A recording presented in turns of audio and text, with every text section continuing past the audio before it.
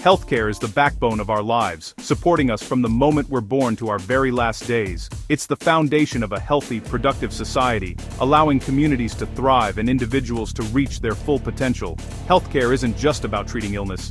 It's about prevention, support, and enabling us to live fully, work, and care for our families with peace of mind. Imagine life without it.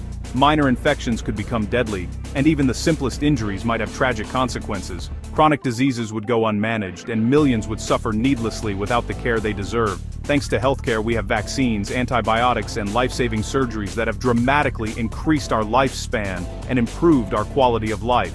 A good system provides care for everyone, regardless of income, background, or status, ensuring no one is left behind. When people lack access, the whole society suffers. Delayed care leads to worse outcomes, higher costs, and lost opportunities for all. For each of us, healthcare is deeply personal. A trusted doctor, a life-saving vaccine, a moment of relief, or a hand to hold in difficult times. The best systems combine advanced science and technology with compassion, dignity, and accessibility for all. Healthcare should be a right, not a privilege, because everyone deserves the chance to live a healthy life. It's a promise that when we're vulnerable, we're not alone.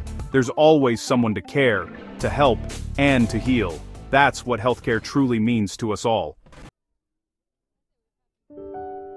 The U.S. healthcare system is a complicated patchwork of public and private options, each with its own rules, costs, and eligibility requirements. For many, just figuring out where to start can be overwhelming. Most people get insurance through their jobs, but if you lose your job, you risk losing coverage too, often at the very moment you need it most. This link between employment and insurance adds another layer of stress for millions. Others rely on government programs, Medicare for seniors, Medicaid for low-income families, and special programs for veterans or people with disabilities.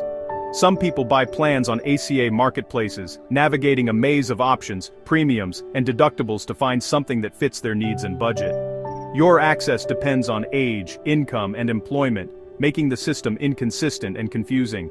Even people with insurance can face barriers to care. Care is delivered by a vast network of private hospitals and clinics, with insurance plans dictating which providers you can see and sometimes even which treatments are covered. Go out of network and you could face huge bills, sometimes for services you thought were covered. This complexity forces patients to be savvy consumers, constantly checking coverage, asking questions, and sometimes fighting denied claims just to get the care they need. The result? Experiences vary wildly. Some have great coverage and easy access, while others struggle to afford even basic care or face mountains of paperwork. Unlike many countries with standardized systems, U.S. healthcare often feels like a consumer product, not a public service, with patients left to navigate a marketplace of choices and costs. Where you work and what you earn can determine the care you get, shaping your health outcomes in ways that can feel arbitrary and unfair. The U.S. spends more on healthcare per person than any other country, yet outcomes aren't always better. Prices for the same service can vary wildly, and there's little transparency. Administrative complexity, thousands of insurance plans, endless paperwork, drives up costs. The fee-for-service model encourages more tests and procedures, not necessarily better care. Unlike other countries, the U.S. lacks strong price regulation and negotiation. All of this adds up to a system that's both costly and inefficient.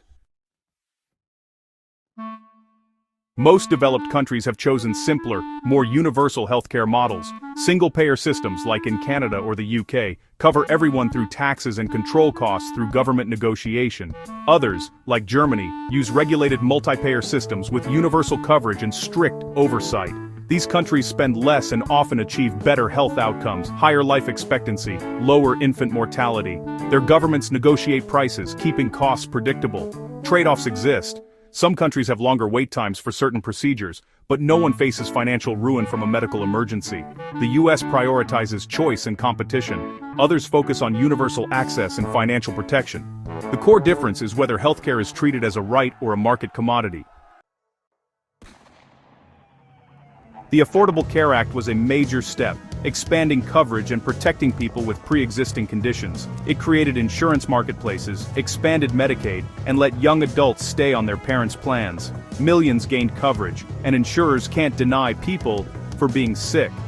But costs keep rising, and many still struggle with high premiums and deductibles. The financial burden is heavy. The ACA built on the existing system, leaving many cost drivers untouched. Administrative costs and drug prices remain high. The journey isn't over. Debates continue about the next steps.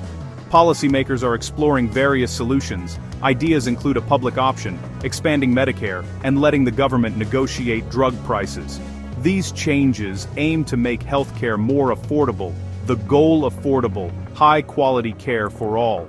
Ensuring everyone has access to necessary services, reform is not just a policy challenge, it's a moral one.